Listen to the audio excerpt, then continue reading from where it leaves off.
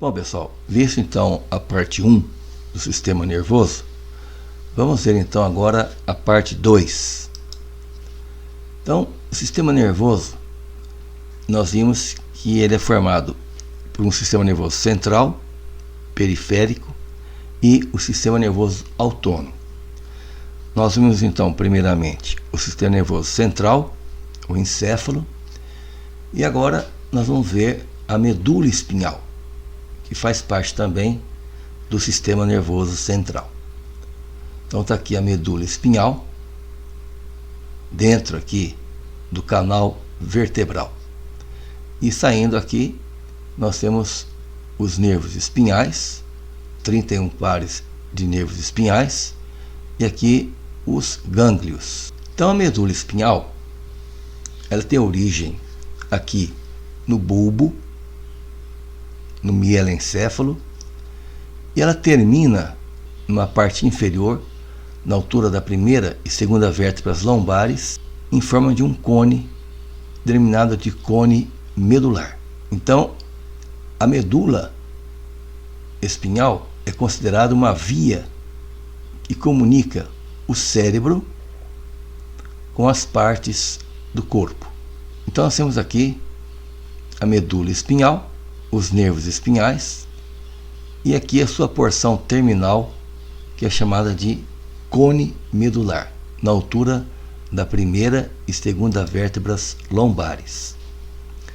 Então, nessa figura, a gente pode ver com mais detalhe a L1 e L2.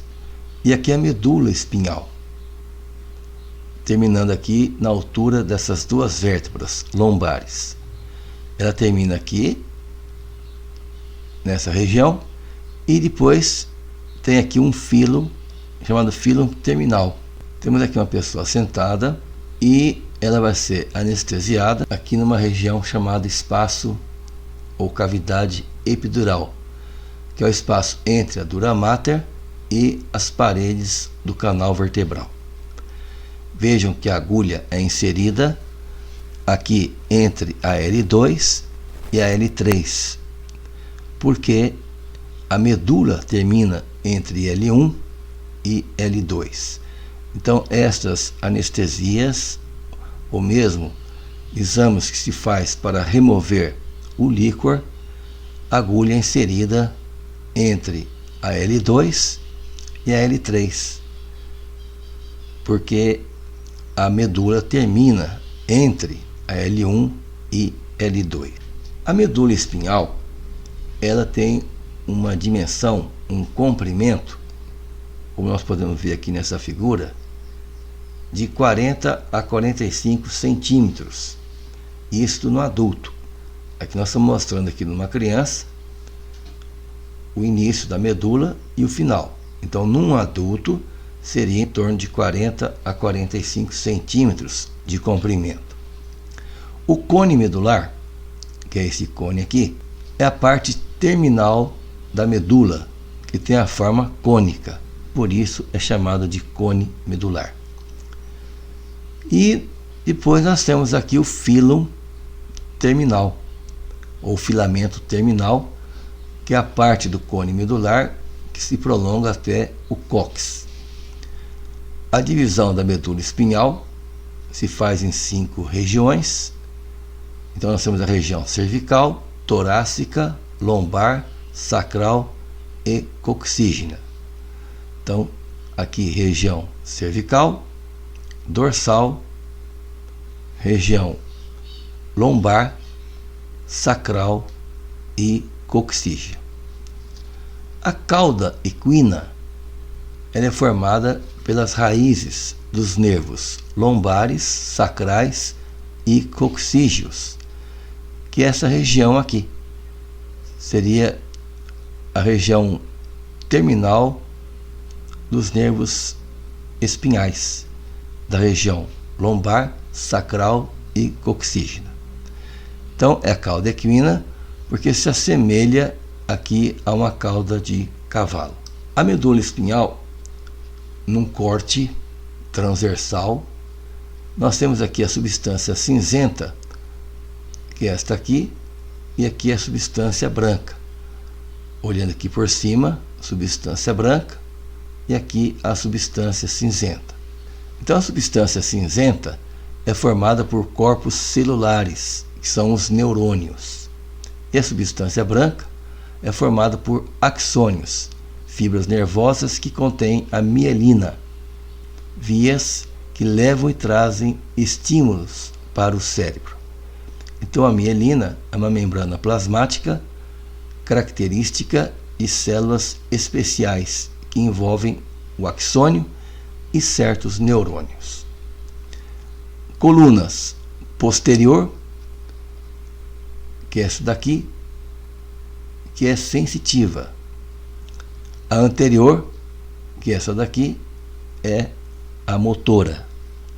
E a lateral, a coluna lateral, que é essa daqui, é onde nós temos a origem dos neurônios do sistema nervoso autônomo, que ficaria nesta região. Então nós temos aqui a coluna posterior, coluna anterior da substância cinzenta. E aqui a substância branca. Meninges. O que são meninges? Meninges são membranas ou folhetos que protegem o sistema nervoso central. Então nós temos 3 tipos de meninges. De fora para dentro, nós temos a dura mater, depois aracnoide e pia mater. Então nós estamos vendo aqui a dura mater, que é a mais externa, está em contato aqui com o osso. A aracnoide, pia mater, que é aquela que é a mais interna e que está aderida à víscera. Então nós temos aqui uma cabeça mostrando o couro cabeludo, o periósteo, o osso. Depois a dura mater, a aracnoide e a pia mater. E em seguida o cérebro. Então são as camadas aqui da cabeça até chegar no cérebro. Na medula nós também temos essas meninges, essas membranas de proteção. Então nós temos aqui envolvendo a medula a dura mater, que é a camada mais externa, depois a aracnoide, que fica intermediária, e a pia mater, que está em contato com a medula espinhal. Dura mater, aracnoide e pia mater. Dura mater, a mais externa, aracnoide, a intermediária, e a pia mater, que seria a mais interna. Nesta figura, nós estamos vendo aqui a dura mater encefálica. Vejam que ela é rica em vasos, são os ramos meníngeos médios. Esses ramos, quando a gente estuda o crânio, o osso, a gente verifica na parte medial do parietal sulcos em forma de árvore, sulcos arboriformes, que são provocados por essas artérias, esses vasos aqui. Aqui nós temos novamente as camadas aqui do crânio, aqui o periósteo, que reveste aqui o osso, logo em seguida a dura mater, vindo depois a aracnoide e em seguida a pia mater. Vejo que a dura mater é a mais externa, a aracnoide ela fica entre a dura mater e a pia mater. Nessa figura nós estamos vendo aqui um corte frontal do crânio. Então aqui está a região frontal, aqui a região orbitária. Vejam aqui a parte óssea do osso frontal, e aqui, logo abaixo do periósteo, nós temos aqui a dura mater encefálica, vindo a seguir a aracnoide, e por último, esta aqui, que é a pia mater. Aqui outra figura num corte frontal, tem aqui a pele, aqui a camada óssea, depois aqui em verde a dura mater, em amarelo o espaço subdural e aqui em roxo, a aracnoide. E logo em seguida aqui estaria a pia mater, que é a membrana mais interna. Esse espaço subdural é o espaço localizado entre a dura mater e a aracnoide. Aqui uma peça onde foi removida aqui uma parte da dura mater encefálica para mostrar aqui o encéfalo. Veja aqui o encéfalo com seus vasos, e essa parte brilhante é a membrana da meninge mais interna, que é a pia mater. Vejamos então. Visto então as meninges dura mater, aracnoide e pia mater, vamos estudar agora especificamente a dura mater que envolve o encéfalo, que é a dura mater encefálica. Essa dura mater, ela tem esse nome de dura mater porque é uma membrana muito firme. Então nós temos aqui revestindo aqui o encéfalo a dura mater, que é a mais externa e que é a mais forte das três. Depois vem aqui a aracnoide e a pia mater, que é a mais fina, que envolve então, está em contato com o encéfalo. A dura mater encefálica, que é esta aqui, vejam que ela está, olha aqui, é a primeira camada superior. Ela envolve aqui o encéfalo, vindo a seguir aqui a aracnoide. Nesta figura, então, nós temos aqui a chamada foice do cérebro. O que vem a ser a foice do cérebro? A foice do cérebro é quando esta dura mater ela penetra, ela se invagina aqui naquele sulco interhemisférico, aquele sulco que separa os hemisférios cerebrais. Então ela se invagina nesse sulco interhemisférico, separando esses dois hemisférios cerebrais. Veja aqui. Então, essa dura mater que separa os dois hemisférios cerebrais, ela tem uma forma de uma foice. Por isso é chamada de foice do cérebro. Vejam que aqui na porção póstero inferior, ela está recobrindo o cerebelo, formando aqui uma espécie de tenda. Então, nós temos aqui a tenda do cerebelo. Então, a dura mater encefálica que recobre o cerebelo tem o nome de tenda do cerebelo. O que vem a ser o diafragma da célula? Nós temos aqui a dura mater, vejo que ela reveste toda a parte óssea, e quando ela passa aqui sobre essa região, a porção superior do corpo do essenoide, na região da célula túrcica, nós temos aqui a hipófise. E a dura mater, ela recobre aqui a hipófise. Nós temos aqui o chamado pedúnculo cerebral. O pedúnculo cerebral, para captar as mensagens da hipófise, ele perfura essa dura mater, para que ele chegue até a hipófise. Esta perfuração do pedúnculo aqui na dura mater se denomina diafragma da célula.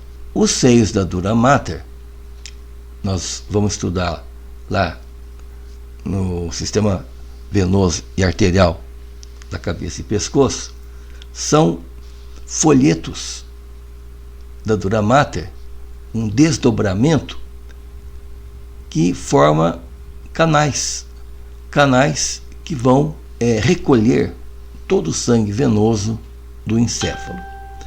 Então nós temos aqui os seios da dura mater. Então existe o seio sagital, tem aqui um seio chamado seio transverso, tem o seio sigmoide, o reto, que são seios da dura mater são vasos que recolhem o sangue venoso, vasos esses formados pela dura mater, por um desdobramento da dura mater, que conduzem todo esse sangue venoso da cabeça para o forame jugular. Então todo esse sangue vai cair na veia jugular interna. Então são chamados seios da dura mater. Então nós temos aqui os seios da dura mater. São esses seios venosos, ou o seio sagital. Olha aqui o transverso, o sigmoide estaria logo após. Mas esta figura é mais para mostrar o diafragma da cela, que é a perfuração da dura mater. Então veja aqui, nós temos aqui a célula túrcica, aqui nós temos a hipófise, e aqui nós teríamos o pedúnculo do cérebro. Então veja aqui, nesta radiografia, nós temos aqui a porção superior do corpo do esfenoide. Esta região, essa depressão, corresponde à célula túrcica. No centro, nós temos aqui a fossa hipofisária, local da hipófise, onde se aloja a hipófise. Nós estamos vendo aqui essa depressão, que é essa daqui, que é a célula túrcica. E a hipófise, o pedúnculo, perfurando então a dura mater encefálica. Então nós temos aqui, nesta região, o diafragma da célula. A dura mater encefálica, como foi dito anteriormente, vai formar então os seios da dura mater, pelo seu desdobramento. Então o seio sagital, transverso, sigmoide. Veja aqui, e tem o reto também. Veja aqui, esse encéfalo. Aqui nós temos a localização do seio sagital. Depois aqui embaixo, o seio transverso. Aqui o seio sigmoide. Veja aqui nessa outra figura, seio sagital. E aqui o seio transverso. Então, esses vasos são formados por um desdobramento da dura mater encefálica, que recolhe todo o sangue venoso do encéfalo para conduzi-lo até a veia jugular interna. Vejo aqui esses vasos do encéfalo venosos indo terminar aqui justamente na região do seio sagital. Então esse sangue chega aqui no seio sagital e o seio sagital recolhe esse sangue venoso para levar até a veia jugular interna. A dura mater espinhal, ela envolve aqui a medula espinhal. Então a dura mater, ela não existe somente no encéfalo, ela existe também envolvendo todo o sistema nervoso central, inclusive a região da medula espinhal. Então, de fora para dentro, nós temos aqui a dura mater espinhal, aqui a aracnoide espinhal e aqui a pia mater espinhal. Veja aqui nesta figura, vocês estão vendo aqui esse folheto mais espesso, que é a dura mater que vai proteger a medula espinhal, que é a dura mater encefálica. Vejamos agora o líquor, ou líquido cefalorraquidiano. O líquor é um líquido produzido nos ventrículos do encéfalo, nos ventrículos laterais, no terceiro ventrículo, no quarto ventrículo, e ele é produzido por um elemento localizado no interior do ventrículo, em forma de esponja, denominado plexo coroide. Então está aqui. Então o líquor, então o sistema circulatório ou vascular, agrupa os órgãos destinados às circulações. Então nós temos aqui o sangue, corações, vasos sanguíneos, linfa, vasos linfáticos e ductos coletores para a defesa do organismo, que são os glóbulos brancos, e por último o líquor. Então o líquor no sistema nervoso central, ele faz parte do sistema circulatório. Só que esse sistema circulatório não significa apenas sangue. Nós podemos ter um sistema circulatório que conduz o sangue, a linfa e o líquor. Por isso, os três humores são o sanguíneo, que é o sangue, o linfático, que é a linfa, e o licórico, que é o líquor. Então, o líquor é um líquido produzido aqui dentro dos ventrículos laterais, do terceiro ventrículo, do quarto ventrículo. Esse líquido, ele é cristalino, como se fosse água de rocha. Ele é produzido pelo plexo coroide, que é um tecido em forma de esponja que fica aqui no interior dos ventrículos do encéfalo. E esse líquor, produzido aqui no encéfalo, ele circula protegendo o encéfalo. E também ele circula na medula espinhal, protegendo então a medula espinhal. E o líquor, ele serve para diagnóstico, como por exemplo, de uma meningite. Se esse líquido ele vier turvo na seringa, é porque o indivíduo tem meningite. Então, vejamos aqui. É um fluido aquoso incolor de composição semelhante ao plasma sanguíneo, cujo volume gira em torno de 100 a 150 ml, produzido nos ventrículos do encéfalo, pelo plexo coroide. Está localizado no espaço subaracnoide, entre a aracnoide e a pia mater, entre a meninge média, intermediária e a mais interna. Funções: proteção mecânica e meios de diagnóstico, como a meningite, para confirmar hemorragias no encéfalo e também na medula. Então veja aqui os ventrículos do encéfalo, aqui o espaço chamado espaço subaracnoide, entre a aracnoide e a pia mater, e aqui nós temos uma punção suboccipital ou de Chaenia. Essa punção suboccipital ou de Chaenia é utilizada na cordotomia anterolateral cervical percutânea para o alívio de dores intratáveis clinicamente. A cordotomia é um procedimento cirúrgico que desativa os setores condutores de dor selecionados na medula espinhal, a fim de obter perda de dor e percepção da temperatura. Esse procedimento geralmente é realizado em pacientes com dor intensa, devido ao câncer e outras doenças incuráveis. Também a punção suboccipital ou de Chaenia é utilizada nas mielografia, que é um exame de radiografia ou tomografia computadorizada para esclarecer problemas no canal medular, mediante a obtenção de imagens com a injeção de um meio de contraste. Ela é realizada para detectar supostos problemas na medula espinhal, nas raízes nervosas e outros tecidos adjacentes. Então nós estamos vendo aqui uma medula normal e aqui a medula onde foi colocado aqui o meio de contraste através aqui da punção suboccipital ou de Chaenia.